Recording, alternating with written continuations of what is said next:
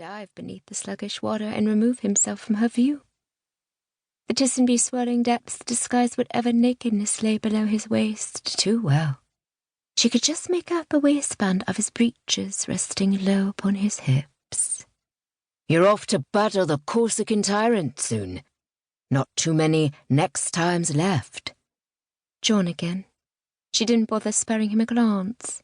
Her brother was a year younger than Robert, leaner and more light-hearted. For years he had called her Anna Smell, when he was vexed at her for chasing after the pair of them.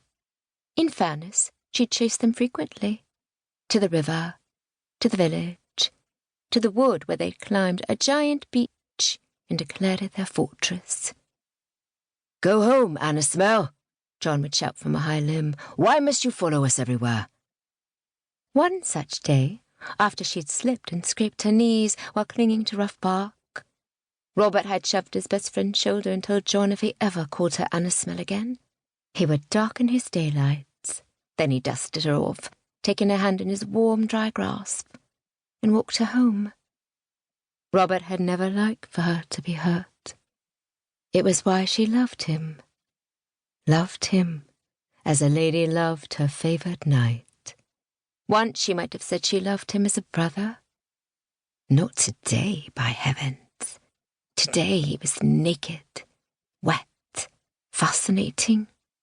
She studied his form, the bones of his shoulder blades broader and thicker than before, the lesser muscles of his torso rigid and flexing where his waist tapered into his hips.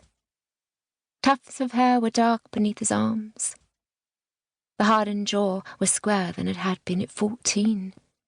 His voice was deeper too, deep and solemn. Robert had always been a serious boy. Man, she corrected herself. He is a man now. "We must find you a woman," her daft brother called over his shoulder. "No man should hie off to battle before he's had a proper ride." Robert gave a grunt of protest. "I've ridden." John's head cocked to one side as he examined the water. "Twice. Scarcely qualifies. Perhaps I'll recruit Red Bess to the task. No finer bosoms in 3 counties. Annabelle glanced down at her own bosoms, flat beneath pleated pink silk and white ribbons. She swallowed her dismay. Mamma had assured her that bosoms grew with time. She prayed it was true, for if Robert required a wife with bosoms, then she must have them. She longed to be everything he wanted, to have him look upon her with the same adoration that filled her too full to be contained. John's arm shot beneath the water's surface, then quickly emerged, holding a wriggling silver fish aloft. Drops splashed onto his Huxley brown hair as he turned a triumphant grin toward Robert. "I can catch my own fish," Robert replied darkly. "Never needed your help in that quarter." John grinned wider and tossed the wriggling trout back into the water. "Females are selective, Con. They fancy a bit of charm.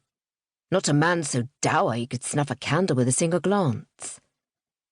Robert waded deeper into the river's centre until water lapped at his collarbone. "I shall be an officer in His Majesty's army. The only charm I require is the gleam upon my sword. The point is to polish your sword thoroughly before facing the bloody French cannons." Annabelle's stomach lurched. She'd known Robert had purchased a commission. He was the second son of Earl Conrad, and the grandson of the Marquis of Mortlock. If they didn't wish to become clergymen or useless rakes, second sons bought commissions. But more than that, Robert was born to be an officer. She pictured him seated boldly upon his mount, scarlet wool and golden epaulets decorating his broad, broad shoulders. She sighed. Ever since Robert had written to her of his plans, she'd only thought how perfect he would be. He was her heroic ideal. Noble and serious, strong and protective. Now he would be England's hero. But that was not what would happen. He would not simply don a pair of gold epaulets and parade through London on his gallant steed. He would be fighting.